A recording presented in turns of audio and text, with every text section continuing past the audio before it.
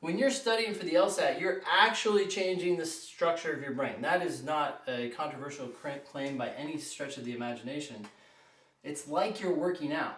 But I think what's partly going on here too is you're taking in information via language and then you're throwing it over to the right side of your brain so you can actually deal with it. When you take information in from reading comp, right? That's obviously a language-based task.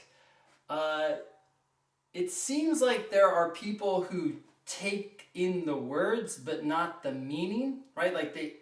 And I see this all the time when I ask people, okay, what did that say? And they turn around and they just start restating the words that were given to them, right? It feels to me like it never left the left hemisphere. It's just like they're just dealing with it as words, as opposed to taking those words and translating them into ideas. The more you read and translate, the more connections you're apparently building between those two hemispheres. I've noticed with myself, like just reading sentences and then trying to see what they're saying has gotten faster as I've taught the LSAT, right?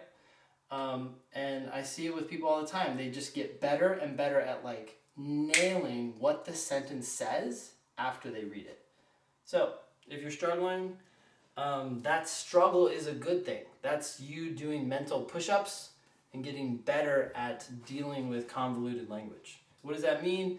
When you're doing reading comprehension, just make sure that you own the sentences as you read them, right? It's like, okay, do I get what this person is saying? Could I turn around and sum up this passage to an audience on CNN? Right? Like, yeah. I know everyone's confused. This was a garbage passage.